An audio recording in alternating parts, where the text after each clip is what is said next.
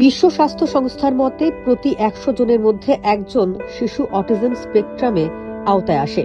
Autism কোনো রোগ বা মানসিক রোগ নয়, এটি একটি অনন্য চিন্তাধারা, যেখানে শিশু নিজের মতো জগৎ তৈরি করে বসে।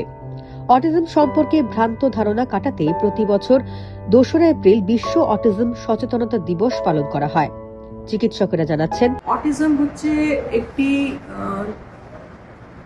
রোগ বলা যায় বা কন্ডিশন বলা যায়, যেটা জন্ম থেকেই থাকে বা অনেক আগে থেকেই, অল্প বয়স থেকেই থাকে। ব্রেনের বায়োলজিটাকে ইনভলভ করে এবং তার মূল দুটো সমস্যা থাকে সেই সব বাচ্চাদের যাদের অটিজম হয়। সেটা ১ নম্বর হচ্ছে গিয়ে তারা সোশ্যাল ইন্টারাকশন করতে পারে না এবং তারা কমিউনিকেট করতে পারে না। ২ নম্বর হচ্ছে তারা রিপিটেটিভ রেকারেন্ট একটা বিহেভিয়ার করে, তার মানে তারা বারে বারে একটাই জিনিস করতে থাকে। এই দুটো হচ্ছে কোর, মানে মূল সমস্যা অটিজমের। বর্তমানে মোবাইল ইন্টারনেটের যুগে বাড়ছে অটিজম আক্রান্তের সংখ্যা। শিশুর মনে সুস্থ বিকাশের জন্য প্রয়োজন অভিভাবকের বিশেষ নজরদারি, মনে করে দিচ্ছেন বিশেষজ্ঞরা। বিশ্ব অটিজম দিবস পালন করার মেন উদ্দেশ্যটা হচ্ছে অটিজম সম্বন্ধে জনমানসে অ্যাওয়ারনেস তৈরি করা।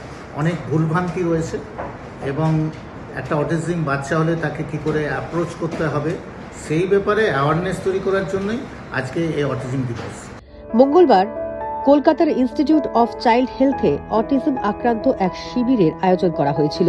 যোগ দিয়েছিলেন অটিজম আক্রান্ত শিশুদের মায়েরাও। অটিজমটা কি, বিভিন্ন জায়গা থেকে বিভিন্ন ধারণা তারা পায় এবং তারা কনফিউজড হয়ে যায়। অনেক সময় তারা নেটে অনেক কিছু পড়ে নেয়, যেটা অনেক সময় সায়েন্টিফিক বেস না, এটা অনেক সময় কোনো ভিত্তি নেই, যেগুলোকে আমরা মিথ বলি। তো সেই জন্য বাবা মারা কনফিউজড হয়ে যায়, তারা বিভিন্ন জায়গায় ছুটে বেড়ায়। এইটা করলে কেউ হয়তো বললো এটা করলে লাভ হবে, সেখানে গেল, ওটা করলে লাভ হবে, সেখানে গেল। আসলে দেখা যাচ্ছে যে তারা খালি ঘুরছে। সারা বিশ্বে ৩% শিশুর মধ্যে অটিজমের উপসর্গ দেখা যায়। কি কারণে অটিজম হয় তা এখনো জানা যায়নি বলেই মত চিকিৎসকদের। আনন্দবাজার অনলাইনের জন্য সুদীপ্তা।